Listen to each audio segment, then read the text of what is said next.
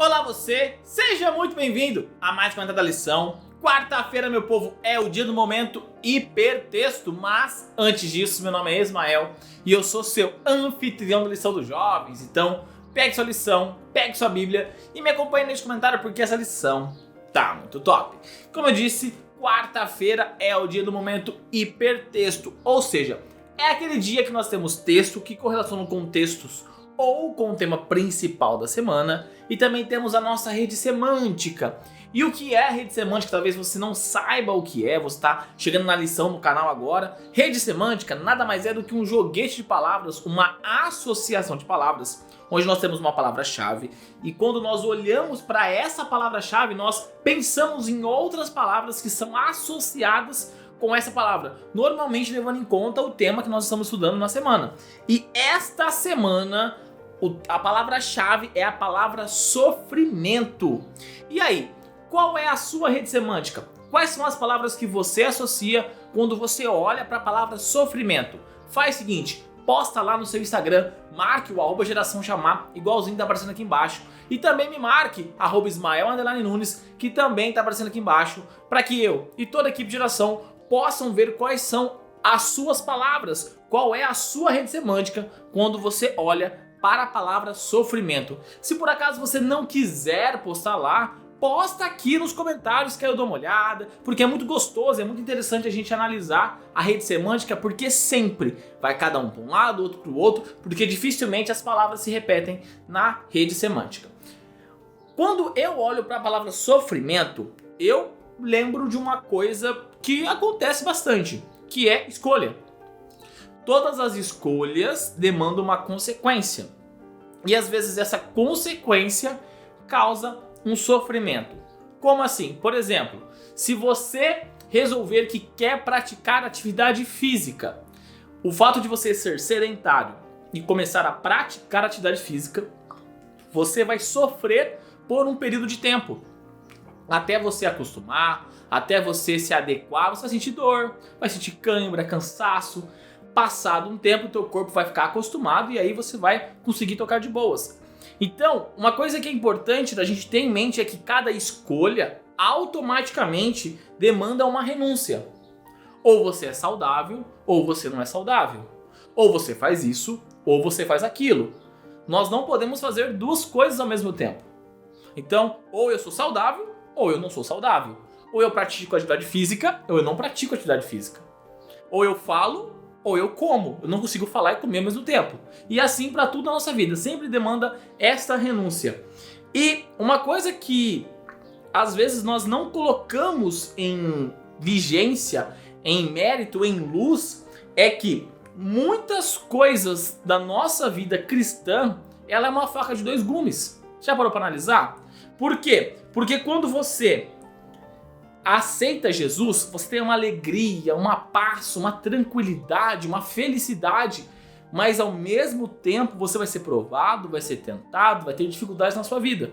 Ou seja, conhecer a Cristo é tudo e ao mesmo tempo é ter problemas na sua vida. Sabe por quê? Porque Satanás é um bichinho que gosta de atormentar a vida do cristão.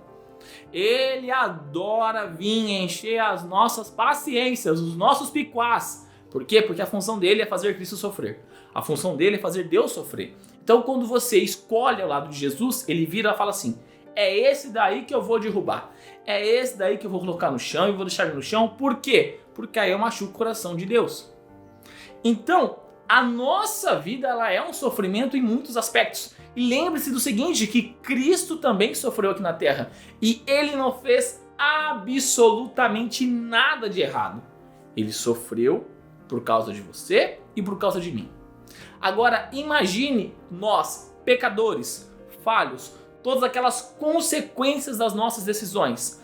Quanto sofrimento nós temos.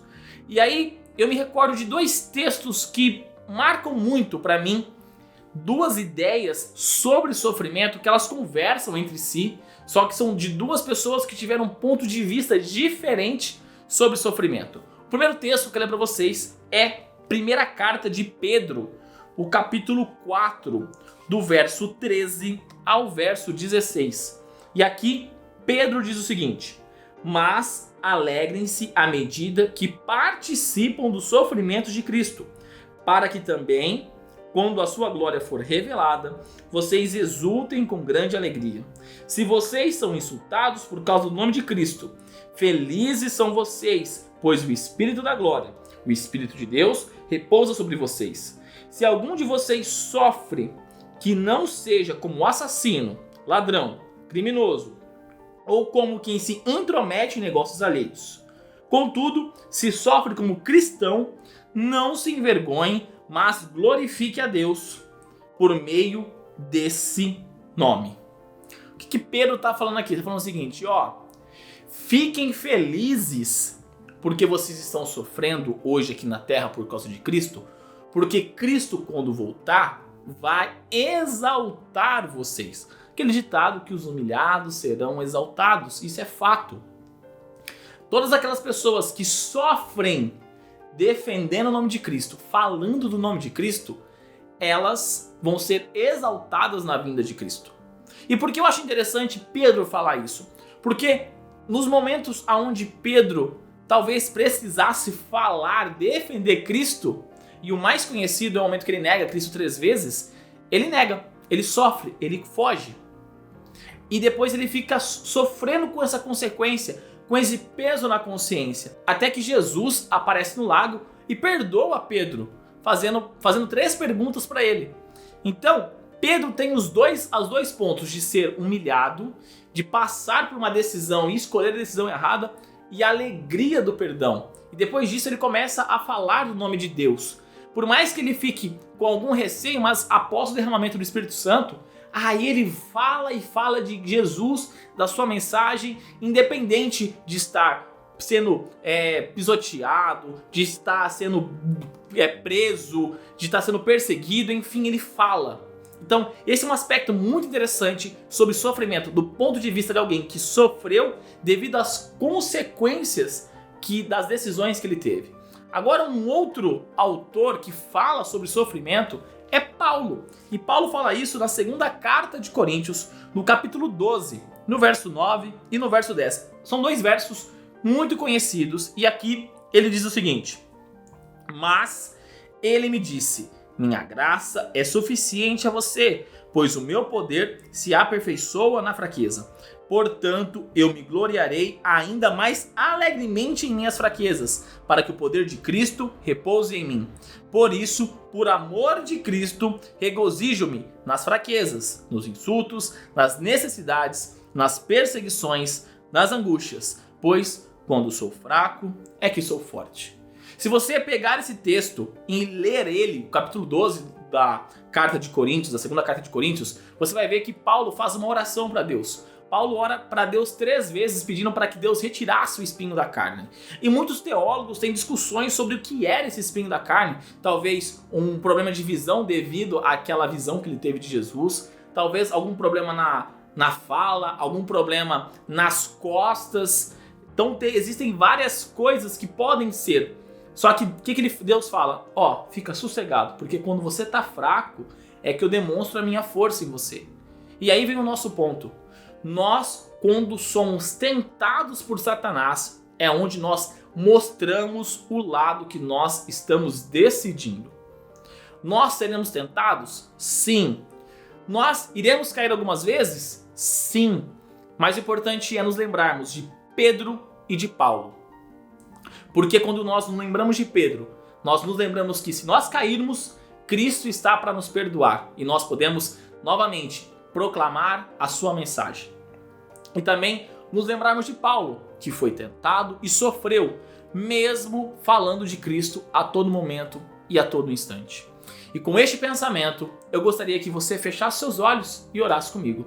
Querido amado Deus, obrigado, Pai, por mais um dia. Pai, muito obrigado por o Senhor nos dar força perante ao sofrimento que nós temos, Pai. Porque talvez as nossas decisões não são as melhores do mundo. Talvez as nossas decisões causam consequências na nossa vida e consequências ruins que deixam marcas, sequelas para a nossa história, Pai. Mas o Senhor é um Deus de misericórdia, o Senhor é um Deus de amor, o Senhor é um Deus que nos perdoa. Então, que o Senhor possa nos preencher para que nós não caiamos em pecado, para que quando Satanás nos atentar, nós possamos falar, sou servo de Cristo. E se por acaso cairmos, Pai, que nós possamos nos voltar a Ti em oração para sermos perdoados. E tudo isso, Pai, eu te peço e te agradeço em nome do seu Filho Jesus. Amém.